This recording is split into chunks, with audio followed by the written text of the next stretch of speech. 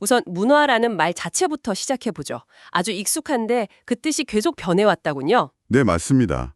간단히 말하면 문화는 사회 구성원들이 같이 공유하고 배우고 또 다음 세대로 넘겨주는 생활 방식 전체예요. 처음엔 땅을 경작한다 이런 뜻이었는데 시간이 지나면서 정신적인 활동이나 사회 발전, 문명화 같은 더 넓은 의미로 쓰이게 됐죠. 지금은 특정 집단이 공유하는 가치나 생활 양식, 더 나아가서는 세상을 이해하는 어떤 상징 체계, 의미 체계로 보는 시각이 강합니다. 아, 그렇군요. 그럼 청소년 문화는 구체적으로 어떤 점이 좀 다를까요? 어른들 문화하고는 확실히 분위기가 다르잖아요. 청소년 문화는 몇 가지 뚜렷한 특징이 있죠.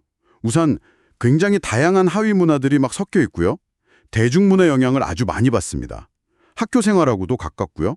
또 중요한 건 청소년들이 그냥 문화를 받아들이기만 하는 게 아니라 직접 유행을 만들거나 콘텐츠를 생산하기도 한다는 점이에요. 문화를 나누는 기준도 여러 가지가 있다고 들었습니다. 뭐 주류 문화, 하위 문화 이런 식으로요. 네. 사회 전체적으로 널리 퍼져 있는 게 주류 문화라면 특정 집단만 갖는 독특한 스타일이 하위 문화죠.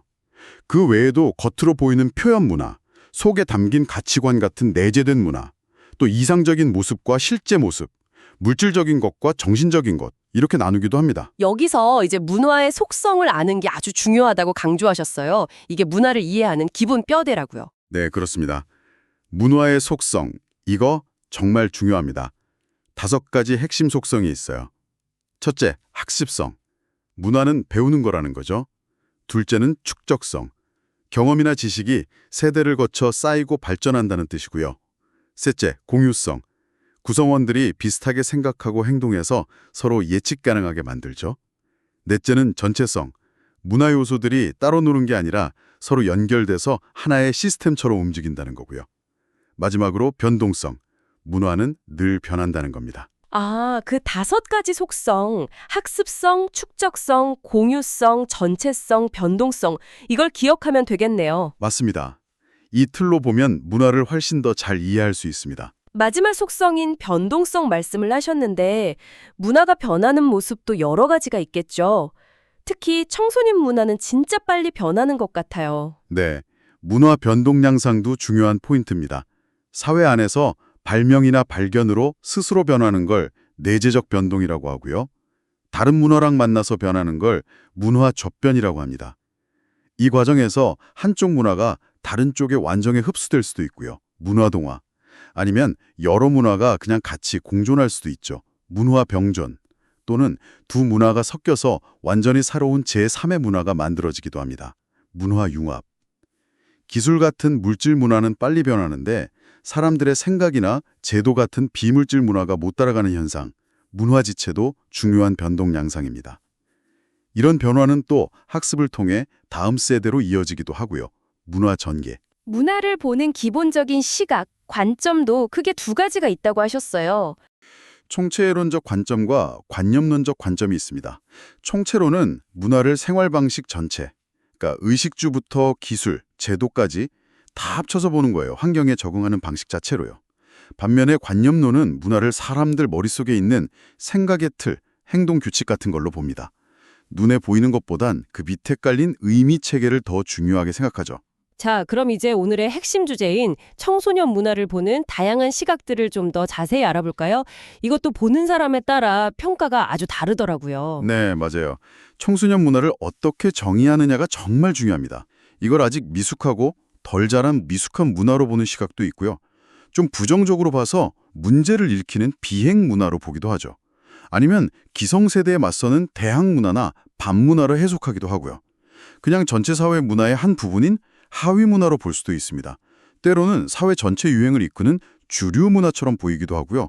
아예 어른들 문화와는 다른 독자적인 새로운 독립적 문화로 봐야 한다는 주장도 있습니다. 어떤 관점이냐에 따라 청소년을 대하는 방식이 완전히 달라지겠죠. 그렇군요. 정말 다양한 시각이 있네요. 이런 관점들을 바탕으로 이제 구체적인 이론들이 나왔을 텐데요. 연구는 어떻게 시작된 건가요? 마가렛 미드라는 인류학자가 사모아 섬 연구를 통해서 사회마다 청소년기 모습이 다르네. 이걸 밝혀내면서 연구가 활발해졌어요. 그 후에 파슨스 같은 사회학자는 청소년 문화를 어른들하고는 좀 다르게 소비나 즐거움 추구 경향이 강한 특징으로 설명했고요. 콜먼은 이걸 아예 성인사회와는 분리된 그들만의 하위 문화로 봤습니다. 하이징하는 놀이하는 인간, 즉 호모 루덴스 개념으로 접근했고요. 기얼치라는 학자는 문화를 의미 중심으로 봤다고요. 심층 기술이라는 말이 좀 인상 깊었어요. 네, 클리퍼드 기어츠. 이 학자는 문화를 상징과 의미의 체계로 봤습니다. 그의 핵심 개념이 바로 심층 기술, thick description인데요. 그냥 겉으로 보이는 행동만 묘사하는 게 아니라 그 행동이 그 문화 안에서 어떤 의미를 가지는지 깊이 파고들어서 해석해야 한다는 거예요. 예를 들어 청소년들의 어떤 행동이 그냥 반항처럼 보여도 그 속에는 그들 나름의 의미 만들기나 소통 방식이 있을 수 있다는 거죠. 아, 의미를 깊게 읽어내야 한다. 흥미롭네요. 그리고 부르디웨의 이론, 이건 정말 중요하게 다뤄지는 것 같던데요. 장, 그리고 아비투스, 이 개념들이 핵심인가요? 네, 피에르 부르디에. 사회를 여러 개의 장, 예를 들면 경제의 장, 문화의 장, 교육의 장 같은 걸로 이루어져 있다고 봤어요. 그리고 각 장 안에서는 더 많은 영향력, 그러니까 자본을 얻기 위한 경쟁이 벌어진다고 설명했죠. 여기서 자본은 돈뿐만 아니라 문화자본, 사회자본 같은 것도 포함됩니다. 특히 그가 말한 아비투스, 헤비투스, 이 개념이 정말 중요합니다. 아비투스는 개인이 살아오면서 자기도 모르게 몸에 밴 어떤 성향체계예요. 취향, 습관, 생각하는 방식 같은 거죠. 이게 무의식적으로 우리 행동이나 판단에 영향을 주고 특정 장에서 통용되는 규칙처럼 작용하면서 사회적 위치를 보여주거나 구분짓는다는 겁니다. 그렇군요. 몸에 밴 상향 체계. 그럼 청소년들의 패션이나 말투 같은 것도 아비투스로 설명할 수 있겠네요. 그렇죠. 어떤 음악을 듣는지, 어떤 스타일을 선호하는지 이런 것들이 다 아비투스의 표현으로 볼 수 있는 거죠. 계급이나 사회적 배경과도 연결될 수 있고요. 윌리스 연구는 좀 다른 각도였던 것 같아요. 노동자 계급 아이들이 왜 다시 노동자가 되는지를 문화적으로 설명했다고요? 맞습니다. 폴 윌리스는 버밍엄 학파학자인데요. 학교 안에서 노동자 계급 남학생들이 만드는 반학교 문화에 주목했어요.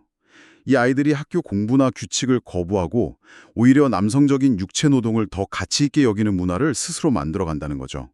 그러면서 결국 자연스럽게 부모 세대처럼 육체 노동직을 택하게 되는 과정을 보여줬습니다.